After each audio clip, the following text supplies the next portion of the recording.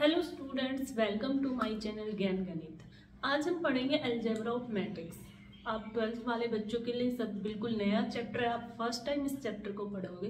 बिल्कुल इजी है, आपको थोड़ा कंसंट्रेट करके इस चैप्टर को पढ़ना है। कैलकुलेशन छोटे छोटे नंबर है, बिल्कुल इजी है, आप इजीली उसको समझ सकते हो। तो देखेंगे सबसे पहले कि मैट्रिक्स कैसी होती है, उसको कैसे रिप्रेजेंट किया जाता है, उसका सिंबल क्या होता है। देखो, सबसे पहले आपके पास ये आपको दिख रहा होगा कि AIJ, A इक्वल टू एक बॉक्स बनाया हुआ, उसके अंदर लिखा हुआ AIJ ये क्या होता है? एलिमेंट्स होते हैं। और जो A है वो कहाँ से कहाँ तक जा रहे हैं? M, और J है 1 से लेके 1 2 3 N तक, उनको ऐसे रिप्रेजेंट किया जाता है। अब जो M और N क्या है, ये चीज आप एक बार समझोगे। देखो, स्टार्टिंग हमने की है, जर्नल है, ये जर्नल मैट्रिक्स है। A11, A12, A13 and so on, ये चलता जाएगा A1N तक। ठीक है, उसके बाद आता है A21, A22, A23 and so on A2N। अब यहाँ पर भी आप तीसरा एलिमेंट लिख सकते हो, तीसरी A31, A32, A33, A3N। अब आपको इसको आगे बढ़ाना है तो A यहाँ पर आएगा। देखो 1 2 3, ये आगे वाला जिसको लिखा है I, वो हमारा बढ़ रहा है। और जब हम इस साइड चल रहे हैं 1 2 3, जो I है वो आपका कांस्टेंट है 1, यहाँ पर कितना है 2, सिर्फ कितना क्या बढ़ रहा है 1 2 3, जो N नंबर जिसको हमने J से लिखा हुआ है। ठीक है, अब यहाँ पर 1 2 3 तो ये M हो जाएगा, यहाँ 1, AM2, AM3 and so on AMN। यहाँ पर क्या है N। ये आपकी एक जर्नल रिप्रेजेंटेशन, जर्नल रूप में रिप्रेजेंट किया हुआ है। ये ऐसी दिखने में आपको ऐसी दिखेगी मैट्रिक्स। अब यहाँ पर उस मैट्रिक्स में जो एलिमेंट है वो 3 4 भी हो सकते हैं, 6 भी हो सकते हैं, कितने भी हो सकते हैं, 8 एलिमेंट। जैसे यहाँ पर अगर मैं छोटा सा एक बॉक्स बना लूं, इतना A11, A12, A21, A2। अब जैसे ये आपकी क्या है, फर्स्ट रो, इसको बोला जाता है रो। ये आपकी रो है, ये आपकी है फर्स्ट रो, ये आपकी सेकेंड रो, ये थर्ड रो, ये एंड सो ऑन चलती जाएगी। जहां M है तो ये आपकी क्या है, M रो, यहाँ पर M बढ़ रहा है। अच्छा, ऐसे देखा जाए तो ये आपका क्या है, फर्स्ट कॉलम, ये आपका second column, third column and so on, ये N कॉलम है। ठीक है,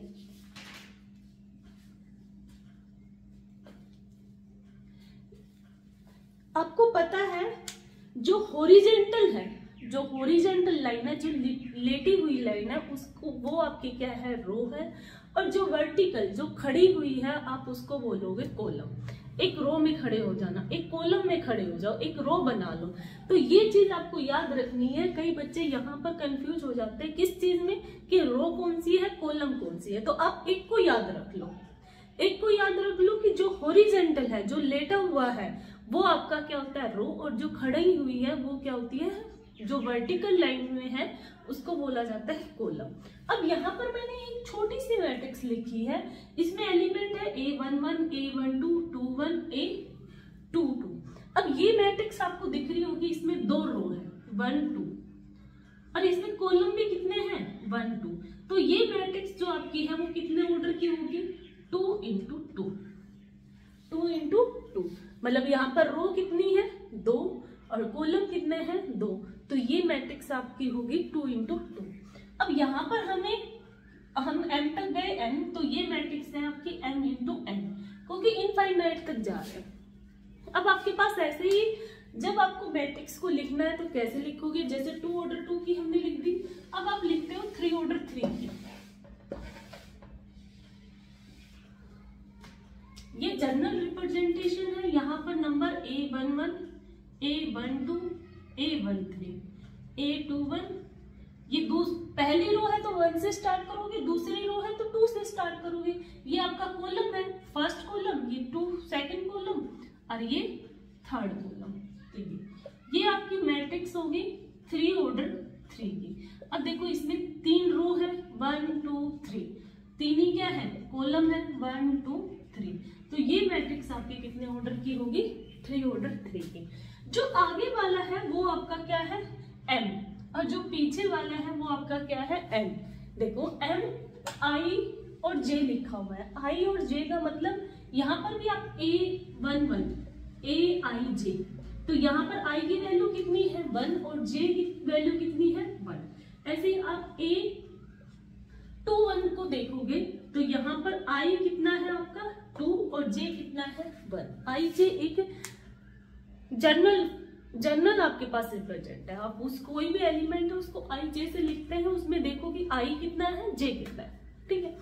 ये आपकी 3 ऑर्डर 3 की मैट्रिक्स हुई। अब ऐसे ही बहुत सारी मैट्रिक्स को नाम दे दिया, row matrix, diagonal matrix, column matrix, scalar matrix, ये चीजें। अब आप इसके बारे में पढ़ोगे तो सबसे पहले आपके आता है टाइप्स ऑफ मैट्रिक्स में रो मैट्रिक्स, ये आपको पता चल गया।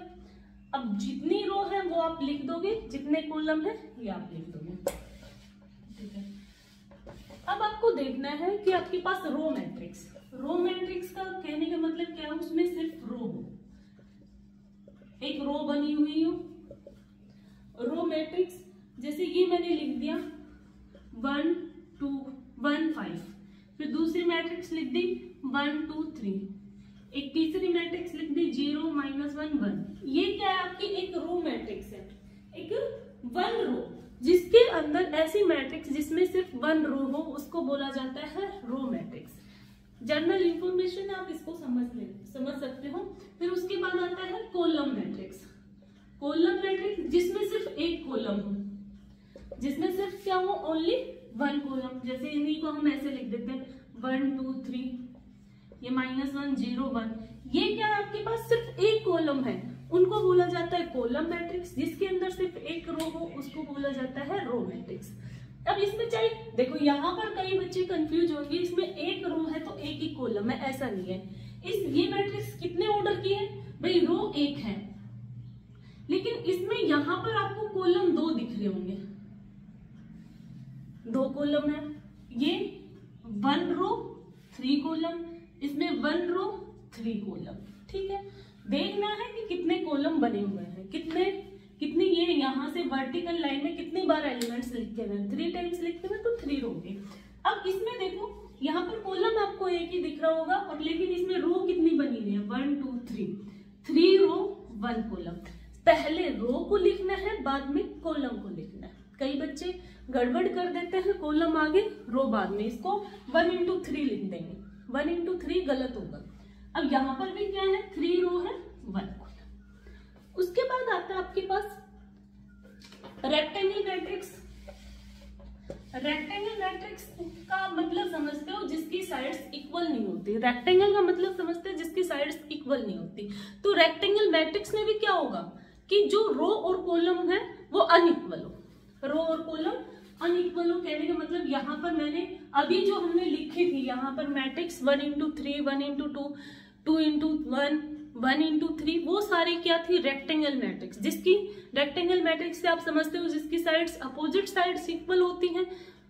तो यहाँ पर मैंने एक मैट्रिक्स लिखी 1 -1 0 2 0 -3, ये मैट्रिक्स। अब इस मैट्रिक्स में कितनी रो है 1 2 रो है, और कॉलम कितने हैं 1 2 3 कॉलम है। तो ये मैट्रिक्स कितने ऑर्डर की हुई 2 × 3।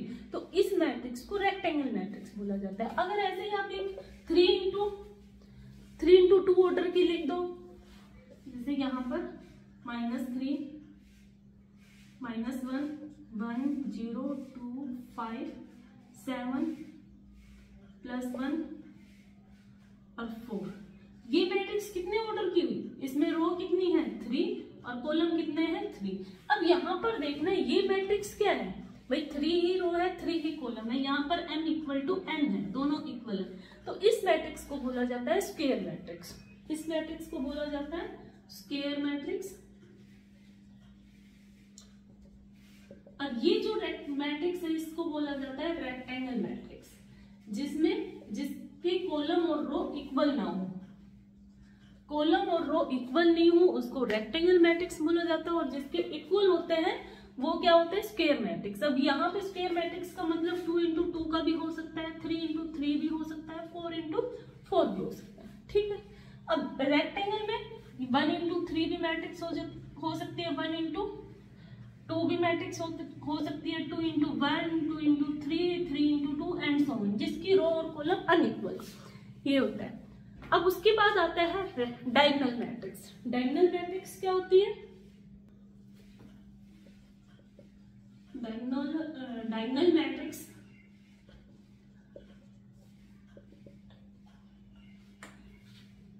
डायगोनल मैट्रिक्स का मतलब है कि जो मैट्रिक्स में, अब देखो आपको यहाँ पे दिख रहा होगा डायगोनल मैट्रिक्स सिर्फ स्क्वायर मैट्रिक्स में ही डायगोनल मैट्रिक्स बन सकती है। अगर आप यहाँ पर मैट्रिक्स लेते हैं हम 2 ऑर्डर 2 की, तो यहाँ पर 2 एलिमेंट, यहाँ 7, यहाँ 0 0, तो ये 2 इंटू 2 मैट्रिक्स है, इसमें एक डायगोनल बन रहा है। अगर आप एक रेक्टेंगल मैट्रिक्स लेते हो, रेक्टेंगल मैट्रिक्स लेते हैं, तो क्या उसमें डायगोनल बन रहा है, भाई यहाँ पर डायगोनल बनेगा ही नहीं। अब रेक्टेंगल, ये आपका रेक्टेंगल होता है, इसमें डायगोनल होता है, कई बच्चे कहेंगे रेक्टेंगल के अंदर तो डायगोनल होता है, लेकिन रेक्टेंगल मैट्रिक्स के अंदर डायगोनल, क्योंकि एलिमेंट देखे जाते हैं, यहाँ पर एलिमेंट एक रो में नहीं आ रहे, तो ये डायगोनल मैट्रिक्स कब पॉसिबल है, जब सिर्फ स्क्वायर मैट्रिक्स में, जब मैट्रिक्स 2 इंटू 2 की हो, 3 इंटू 3 की हो, 4 इंटू 4 की। डायगोनल मैट्रिक्स का मतलब क्या है, जो डायगोनल वाले एलिमेंट है वो नंबर हो, बाकी के जो एलिमेंट है वो क्या हो, 0 0। अब देखो यहाँ पर ये एलिमेंट 0 0 है, जो डायगोनल वाले हैं वही एलिमेंट लिखे हैं। अब आप 3 ऑर्डर 3 की लिख लो, 3 0 0 5 0 0 0 7, ये क्या मैट्रिक्स है, 3 इंटू 3 मैट्रिक्स। अब इसमें डायगोनल वाले एलिमेंट है, बाकी जो एलिमेंट्स हैं वो क्या है, 0 0, तो उसमें ऐसी मैट्रिक्स को बोला जाता है डायगोनल मैट्रिक्स। डायगोनल मैट्रिक्स सिर्फ एक स्क्वायर मैट्रिक्स में ही पॉसिबल है, और जो एलिमेंट a i j, जिसमें i और j इक्वल होते हैं, वही एलिमेंट क्या होते हैं, i और j इक्वल होते हैं, वही एलिमेंट्स होते हैं, बाकी सब क्या होते हैं, ये नॉट इक्वल टू 0, और जिसमें i और j not equal to 0, i और j इक्वल नहीं होते, वो एलिमेंट्स क्या होते हैं, 0 होते हैं। तो ये क्या होता है, डायगोनल मैट्रिक्स होता है। अब यहीं पर आपके पास आता है एक स्केलर मैट्रिक्स। स्केलर मैट्रिक्स को भी एक डायगोनल मैट्रिक्स, जिसमें डायगोनल वाले एलिमेंट होते हैं वो क्या होता है, इक्वल होता है। स्केलर मैट्रिक्स किसको बोला जाता है, a diagonal matrix in which all diagonal elements are equal. तो जो डायगोनल एलिमेंट है वो क्या हो, इक्वल हो, ये स्केलर मैट्रिक्स है। ये स्केलर मैट्रिक्स जैसे -1 0 0 0 -1 0 0 0 -1, इसमें क्या है, ये भी क्या है, डायगोनल मैट्रिक्स है, ये भी क्या है, डायगोनल मैट्रिक्स है, ये भी डायगोनल है, ये भी डायगोनल है, क्योंकि इसमें जो डायगोनल वाले एलिमेंट है वो है, वो नॉन जीरो है, बाकी के जो एलिमेंट्स हैं वो क्या है, 0 है। तो उन मैट्रिक्स को डायगोनल मैट्रिक्स बोला जाता है। लेकिन अब इसमें और इसमें क्या डिफरेंस है, भाई इसमें जो डायगोनल वाले एलिमेंट है वो डिफरेंट है, इसलिए उसको सिंपल डायगोनल मैट्रिक्स बोल दिया। लेकिन यहाँ पर जो एलिमेंट है डायगोनल वाले वो क्या है, इक्वल है, एक ही नंबर है, जैसे -1 -1 -1, तो ऐसी मैट्रिक्स को बोला जाता है स्केलर मैट्रिक्स। इस टाइप की मैट्रिक्स को बोला जाता है स्केलर मैट्रिक्स। अब आपके पास आता है मोस्ट इंपोर्टेंट यूनिट मैट्रिक्स, उसको बोल दिया जाता है आइडेंटिटी मैट्रिक्स। यूनिट मैट्रिक्स या आइडेंटिटी मैट्रिक्स क्या होता है, यूनिट मैट्रिक्स और दूसरा भी नाम है आइडेंटिटी मैट्रिक्स।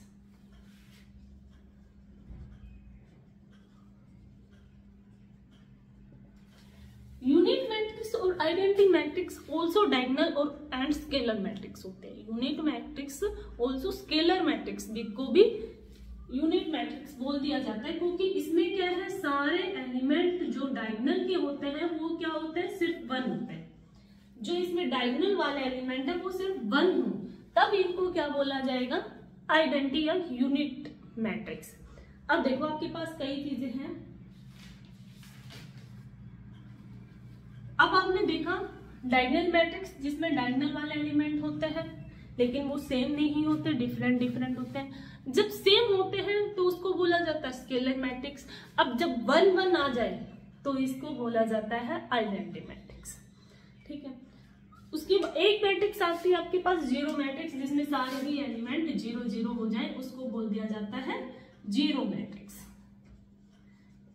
ठीक है, अब आते हैं आपके पास इक्वलिटी ऑफ मैट्रिक्स। दो मैट्रिक्स को आप इक्वल कैसे रखेंगे, दो मैट्रिक्स की आप इक्वलिटी कैसे दिखाएंगे। इक्वल मैट्रिक्स दिखाने के लिए दोनों ही मैट्रिक्स क्या होनी चाहिए, सेम ऑर्डर होनी चाहिए। इक्वल मैट्रिक्स, अगर दो मैट्रिक्स आपके पास इक्वल है, ए और कोई दो मैट्रिक्स है ए और बी, वो दोनों ही मैट्रिक्स आपके पास इक्वल है तो वहां पे दोनों मैट्रिक्स क्या होनी चाहिए, सेम ऑर्डर की होनी चाहिए। अगर डिफरेंट ऑर्डर की मैट्रिक्स है तो वो इक्वल होगी ही नहीं। देखो अगर मैंने ए मैट्रिक्स लिख दी 3 4 2 6 5 5, अब कोई बी मैट्रिक्स लिख दी, अगर मैं कोई ये कितने ऑर्डर की है 2 रो 3 कॉलम, तो ये वाली मैट्रिक्स भी 2 into 3 कॉलम की होनी चाहिए, 2 into 3 ऑर्डर की होगी, तभी ये दोनों मैट्रिक्स क्या होंगे, इक्वल होंगे, अदरवाइज ये नॉट इक्वल हो जाएंगे। जैसे यहाँ पर हमने लिख दिया A7 B या C1 D, अगर ये दोनों मैट्रिक्स सेम ऑर्डर की है तो हम इनको दोनों को इक्वल लिख सकते हैं। वो क्वेश्चन में देगा कि ये दोनों मैट्रिक्स आपके पास इक्वल है, तो एक मैट्रिक्स में कोई XYZ एलिमेंट दे देगा, दूसरे मैट्रिक्स में आपके पास नंबर होंगे, तो दोनों इक्वल मैट्रिक्स है तो आप दोनों इक्वल रख के यहाँ पर एलिमेंट एक दूसरे के इक्वल हो जाएंगे। एलिमेंट क्या हो जाएंगे, एक दूसरे के इक्वल हो जाएंगे। यहाँ पर 1 7 और 1 लिख दो। तो यहाँ पर जो इसका A11 है बी मैट्रिक्स का, तो ए मैट्रिक्स का A11 इक्वल होगा। जैसे यहाँ पर ए बी उसने बोल दिया ए और दोनों मैट्रिक्स के आपस में इक्वल है, तो यहाँ से ए बी सी डी की वैल्यू निकालो, तो ए आपके पास क्या हो जाएगा 3 के इक्वल। भाई A11 पे ही है तो इसका भी A11 देखना है। यहाँ पर B A13 पे है तो इसका भी 13 एलिमेंट देखना है, तो B की वैल्यू कितनी होगी 2। यहाँ से C कहाँ पर है 2 1 पे, तो C is equal to 6। D यहाँ पर है तो D इज इक्वल टू 5। ये आपके पास आ गया इक्वल मैट्रिक्स। अब आपको दो मैट्रिक्स को ऐड करना है, सब्ट्रैक्शन करना है। एडिशन में भी सेम होता है कि आपके पास दोनों मैट्रिक्स सेम ऑर्डर की होनी चाहिए, तभी वो मैट्रिक्स क्या होती है, उन मैट्रिक्स का एडिशन। सेम ऑर्डर का मतलब 2 into 3 2 into 3 3 into 2 ऐसे सेम ऑर्डर की होनी चाहिए दोनों मैट्रिक्स, तभी एडिशन पॉसिबल है। ठीक है, अब हम देखते हैं मल्टीप्लीकेशन। मेन काम यहां से स्टार्ट होता है मल्टीप्लीकेशन। दो मैट्रिक्स का मल्टीप्लीकेशन कैसे करेंगे, यहां से एक क्वेश्चन देख लो। अगर आपके पास एक मैट्रिक्स एक मैट्रिक्स आपके पास गिवन है 2 into 3 ऑर्डर की, और उसने कह दिया AIJ। ऐसे क्वेश्चन में आ जाता है, एक नंबर में पूछ लिया जाता है, AIJ के बारे में कह दिया कि I-2J अपॉन में 2 और इसका होल स्क्वायर, ये है। तो आपको वो मैट्रिक्स बनानी है, 2 into 3 ऑर्डर की मैट्रिक्स लिखनी है। लिख के दिखाओ, कैसे लिख के दिखाओगे। सबसे पहले हमारे पास 2 into 3 मतलब 2 रो, 2 रो होंगी, A11 A12 A3, 3 है तो 3 कॉलम, ये 3 कॉलम बन गए, ये A21 A22 A23। अब आपको A11 निकालना है। अब यहाँ पर क्या दे रखे हैं, AIJ equal to I-2 times of J, तो 1 into 2 into 1 अपॉन में 2 और यहाँ पर इसका होल स्क्वायर, तो ये 1 minus 2 का होल स्क्वायर अपॉन में 2, तो ये -1 का स्क्वायर 1, तो यहाँ पर आपका A11 एलिमेंट क्या आ गया 1/2। अब ऐसे ही आपको A12 एलिमेंट निकालना है, 1 minus 2 into 2, ये I है और ये आपका J है। आपको याद रखना, आगे वाला आपका I होता है, पीछे वाला आपका J होता है। तो यहाँ से 1 minus 2 into 2 अपॉन में यहाँ पर इसका होल स्क्वायर और ये डिवाइड में 2, 1 minus 2 into 2 4 माइनस का 4, 1 माइनस करेंगे -3 का स्क्वायर क्या होगा 9/2। अब ऐसे ही 1 3 एलिमेंट निकालना है 1 माइनस 2 इंटू 3 अपॉन में 2 इसका स्क्वायर ये क्या हो जाएगा 1 माइनस 2 इंटू 3 6 -5 आएगा -5 का स्क्वायर 25 अपॉन में 2। ऐसे ही आप सारे एलिमेंट इसके इजीली निकाल सकते हो। अब देखो यहाँ पर ये जो मैट्रिक्स आपकी हो जाएगी वो क्या होगी 1/2 9/2 ये 25/2 ये होगा 0 ये होगा 2 और 8। ठीक है, ऐसे ही आप ऐसे मैट्रिक्स निकाल सकते हो। आपके पास कुछ भी दे दिया जाता है जैसे कि नेक्स्ट क्वेश्चन में दिया हुआ है aij equal to 2i minus 3j upon में 2। ऐसे ही आप चाहे वो कुछ भी बोले यहाँ कोई भी मैट्रिक्स बोल दे कितने भी ऑर्डर के आप सारे एलिमेंट यहाँ पर निकाल सकते हैं, बिल्कुल इजी है। अब आपको करना है मल्टीप्लीकेशन सीखना है कैसे करते हैं मल्टीप्लाई दो मैट्रिक्स का। अब हम वो सीखेंगे। हमने ए मैट्रिक्स ले ली, कोई ए मैट्रिक्स ले ली ए बी सी डी, कोई बी मैट्रिक्स ली हुई है ई एफ जी एफ। सबसे पहले आपको ये ध्यान रखना है मैट्रिक्स का मल्टीप्लिकेशन करते टाइम सबसे जो मेन बात है वो क्या याद रखनी है कि मैट्रिक्स ये कितने ऑर्डर की है 2 इंटू 2 और ये वाली मैट्रिक्स आपकी कितने ऑर्डर की है 2 इंटू 2। जब आपकी जो पहली वाली मैट्रिक्स है उसका कॉलम और दूसरी वाली मैट्रिक्स का रो दोनों इक्वल होना चाहिए तभी आपका मल्टीप्लिकेशन पॉसिबल है। पहले वाली मैट्रिक्स का रो और दूसरे वाली मैट्रिक्स का पहले वाली मैट्रिक्स का कॉलम और दूसरे वाली मैट्रिक्स का रो इक्वल होना चाहिए तभी क्या है मल्टीप्लिकेशन पॉसिबल है। जैसे आपके पास कोई ए मैट्रिक्स दे दी 3 इंटू 1 ऑर्डर की, तो जो बी मैट्रिक्स है वो होनी चाहिए 1, यहाँ पर 1 होना चाहिए, यहाँ पर 3 भी चलेगा 2 भी चलेगा कुछ भी चल सकता है। ठीक है, तो तब ये इक्वल है 1 1 तभी क्या होगा मैट्रिक्स का मल्टीप्लिकेशन पॉसिबल होगा। अब देखो मल्टीप्लाई कैसे करना है हमको। फिर एक चीज और है, जब आप मैट्रिक्स का मल्टीप्लाई करते हो तो आपके पास जो नई मैट्रिक्स बन के आएगी वो कितने ऑर्डर की बन के आएगी, वो बन के आती है। जैसे यहाँ पर है ये 3 इंटू 1 मैट्रिक्स और जो बी है 1 इंटू 2, तो इन दोनों ये दोनों इक्वल है, तो जो ए बी मैट्रिक्स आएगी वो किसने ऑर्डर की आएगी 3 इंटू 2, पहले वाली का रो दूसरे वाली का कॉलम। जैसे यहाँ पर भी 2 इंटू 2 ऑर्डर की आएगी, ये तो भाई 2 इंटू 2 ऑर्डर की है। अब मान लो एक और मैट्रिक्स है आपके पास, ये है 2 इंटू 3 और बी मैट्रिक्स है 3 इंटू 1, तो ये दोनों सेम है, तो यहाँ पर इन दोनों मैट्रिक्स का मल्टीप्लीकेशन पॉसिबल है। और जो ए बी मैट्रिक्स आएगी वो कितने ऑर्डर की आएगी 2 इंटू 1 ऑर्डर की, 2 रो 1 कॉलम। ठीक है, अब देखो हम क्वेश्चन करते हैं, क्वेश्चन का मल्टीप्लाई कैसे करना है ये चीज आपने देखी। अब मल्टीप्लाई कैसे करोगे ए बी सी डी। अब आपको मल्टीप्लाई कैसे करना है कि जो पहले वाली मैट्रिक्स है जैसे ए इंटू बी करना है तो आपको पहले आगे ए को ही रखना है, बाद में किसको रखना है बी को। तो जो पहले वाली मैट्रिक्स की रो दूसरे वाले मैट्रिक्स की कॉलम के साथ मल्टीप्लाई करना है। पहले वाली मैट्रिक्स की रो और दूसरे वाली मैट्रिक्स के कॉलम के साथ। देखो ए का ई के साथ और बी का जी के साथ। ए का ई के साथ करोगे ए ई, बीच में प्लस का साइन, बी का जी के साथ बी जी। अब ऐसे ही सेम आपको क्या करना है कि जो पहले वाली रो है आपकी उसकी मल्टीप्लाई आपको करनी है दूसरे वाले कॉलम के साथ। पहले रो की मल्टीप्लाई आपको इस दूसरे कॉलम के साथ करनी है, तो ए का एफ के साथ, बी का एच के साथ, A F plus B H. ठीक है, अब उसके बाद आता है आपकी दूसरी रो।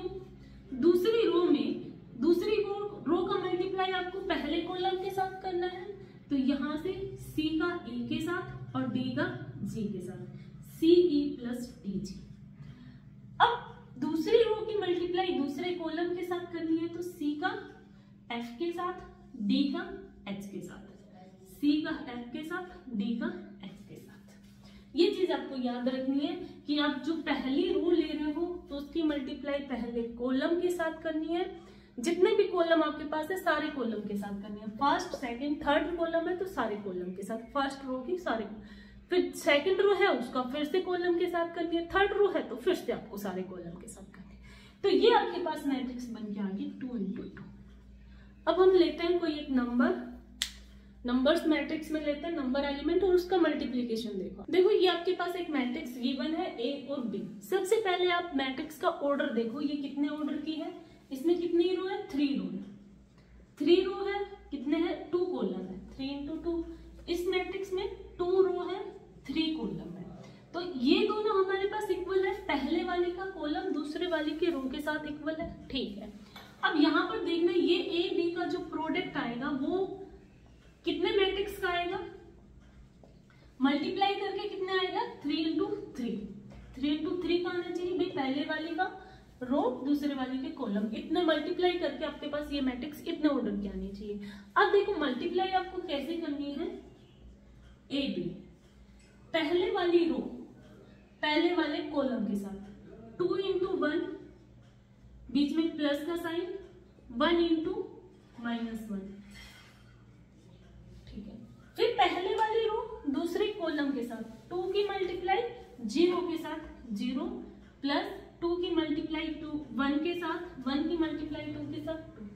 फिर पहली रो का मल्टीप्लाई आपको करना है तीसरे कॉलम के साथ, 2 की मल्टीप्लाई 1 के साथ 2 + 1, ठीक है। अब लेना आपको दूसरी रो उठानी है, दूसरी रो की मल्टीप्लाई आपको सारे कॉलम के साथ करनी है। 3 की 1 के साथ 3, 2 के साथ -2, यहाँ पर 3 की 0 के साथ 0, 2 के साथ 4, 3 की 1 के साथ 3, 2 के साथ 2 प्लस हो गया। यहाँ पर -1 0 + 2 -1 + 1, ये आपके पास मैट्रिक्स।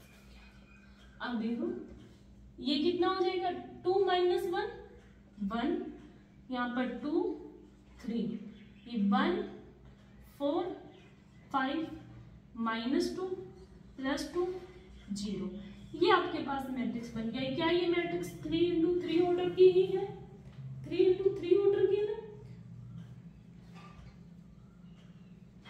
तो आपको ऐसे क्या करना है, मैट्रिक्स का मल्टीप्लाई करना है। भाई काफी बच्चों के लिए कंफ्यूजन होगा कि क्योंकि पहली बार आप इस चैप्टर को पढ़ रहे हो, है बिल्कुल इजी, लेकिन आपको थोड़ा सा ध्यान रखना है कि हमें कैसे क्या करना है, और जो चीज आप पढ़ रहे हो उसको भूलना नहीं है, याद रखना है। कई बच्चे क्या मल्टीप्लाई कर रहे हैं तो भूल जा रहे हैं कौन सा रो किसके साथ क्या करना है। तो आपको सबसे पहले सीक्वेंस वाइज चलना है।